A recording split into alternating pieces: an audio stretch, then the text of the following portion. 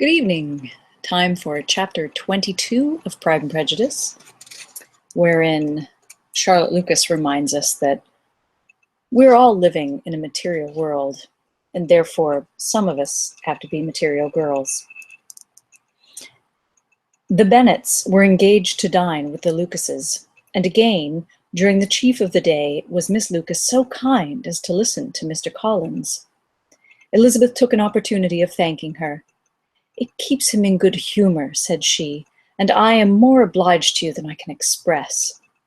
Charlotte assured her friend of her satisfaction in being useful, and that it amply repaid her for the little sacrifice of her time. This was very amiable, but Charlotte's kindness extended farther than Elizabeth had any conception of. Its object was nothing less than to secure her from any return of Mr. Collins's addresses by engaging them towards herself. Such was Miss Lucas's scheme, and appearances were so favorable that when they parted at night, she would have felt almost sure of success if he had not been to leave Hertfordshire so very soon.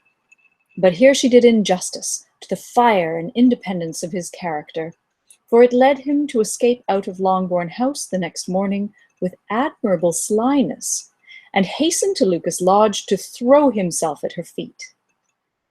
He was anxious to avoid the notice of his cousins, from a conviction that if they saw him depart, they could not fail to conjecture his design, and he was not willing to have the attempt known till its success could be known likewise. For though feeling almost secure, and with reason, for Charlotte had been tolerably encouraging, he was comparatively diffident since the adventure of Wednesday. His reception, however, was of the most flattering kind. Miss Lucas perceived him from an upper window as he walked towards the house, and instantly set out to meet him accidentally in the lane.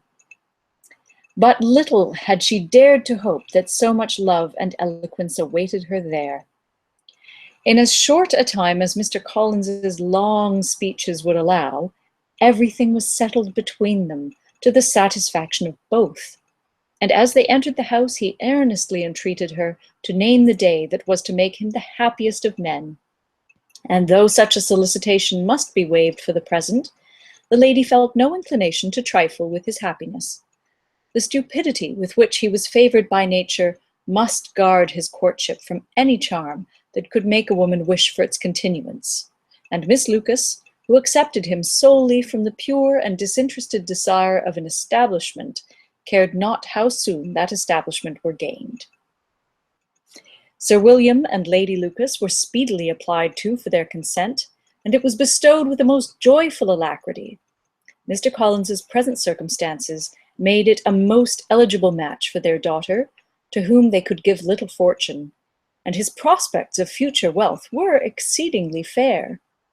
Lady Lucas began directly to calculate with more interest than the matter had ever excited before how many years longer Mr. Bennet was likely to live.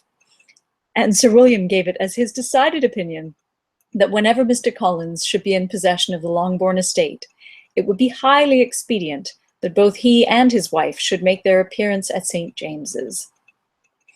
The whole family, in short, were properly overjoyed on the occasion.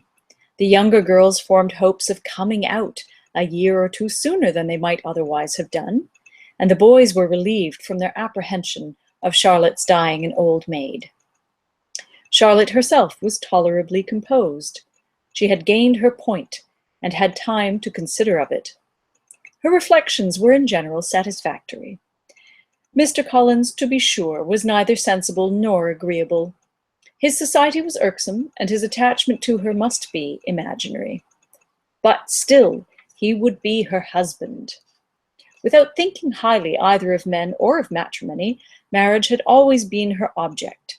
It was the only honorable provision for well-educated young women of small fortune, and however uncertain of giving happiness, must be their pleasantest preservative from want. This preservative she had now obtained, and at the age of 27, without having ever been handsome, she felt all the good luck of it. The least agreeable circumstance in the business was the surprise it must occasion to Elizabeth Bennet, whose friendship she valued beyond that of any other person. Elizabeth would wonder, and probably would blame her, and though her resolution was not to be shaken, her feelings must be hurt by such disapprobation. She resolved to give her the information herself, and therefore charged Mr. Collins, when he returned to Longbourn to dinner, to drop no hint of what had passed before any of the family. A promise of secrecy was of course very dutifully given, but it could not be kept without difficulty, for the curiosity excited by his long absence burst forth in such very direct questions on his return as required some ingenuity to evade, and he was at the same time exercising great self-denial, for he was longing to publish his prosperous love.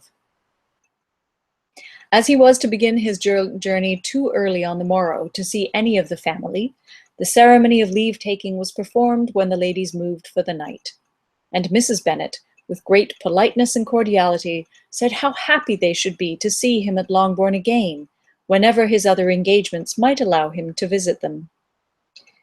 "My dear madam," he replied, "this invitation is particularly gratifying, because it is what I have been hoping to receive, and you may be very certain that I shall avail myself of it as soon as possible."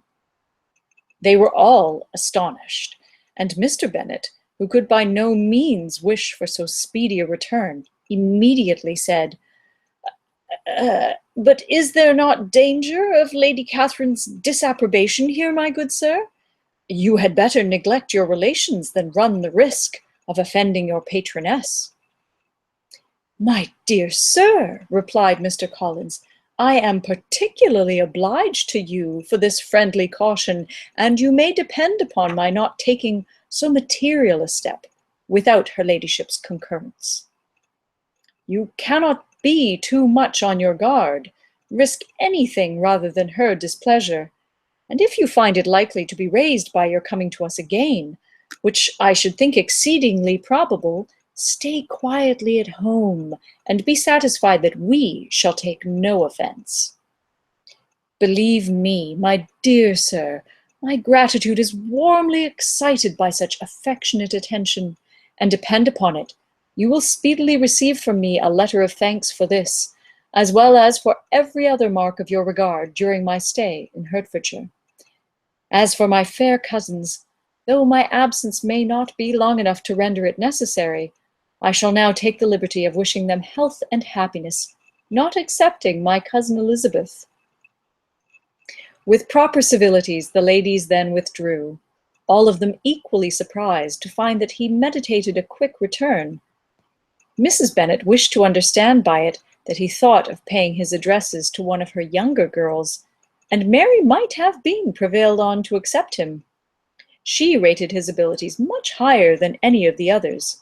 There was a solidity in his reflections which often struck her, and though by no means so clever as herself, she thought that if encouraged to read and improve himself by such an example as hers, he might become a very agreeable companion.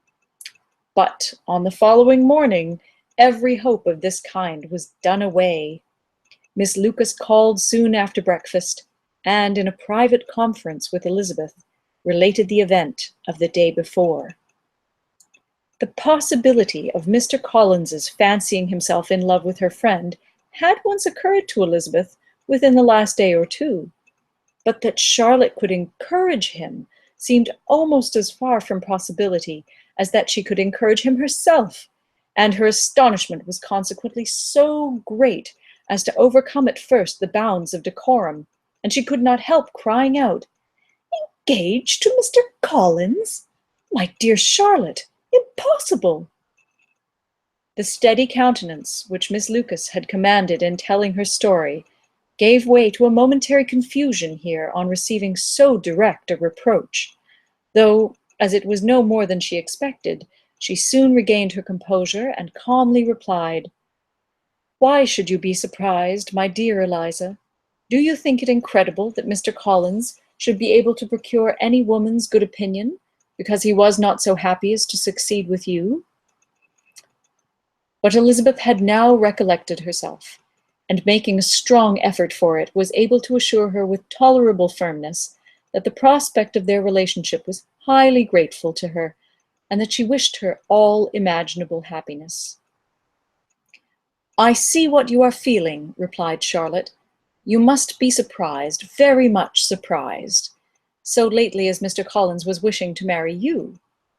But when you have had time to think it all over, I hope you will be satisfied with what I have done. I am not romantic, you know. I never was. I ask only a comfortable home, and considering Mr. Collins's character, connections, and situations in life, I am convinced that my chance of happiness with him is as fair as most people can boast on entering the marriage state." Elizabeth quietly answered, "Undoubtedly," and after an awkward pause, they returned to the rest of the family. Charlotte did not stay much longer, and Elizabeth was then left to reflect on what she had heard. It was a long time before she became at all reconciled to the idea of so unsuitable a match. The strangeness of Mr. Collins's making 2 offers of marriage within 3 days was nothing in comparison of his being now accepted. She had always felt that Charlotte's opinion of matrimony was not exactly like her own, but she could not have supposed it possible that when called into action, she would have sacrificed every better feeling to worldly advantage. Charlotte, the wife of Mr. Collins, was a most humiliating picture, and to the pang of a friend disgracing herself and sunk in her esteem, was added the distressing conviction that it was impossible for that friend to be tolerably happy in the lot she had chosen. Thus ends chapter 22. Join me tomorrow night for chapter 23.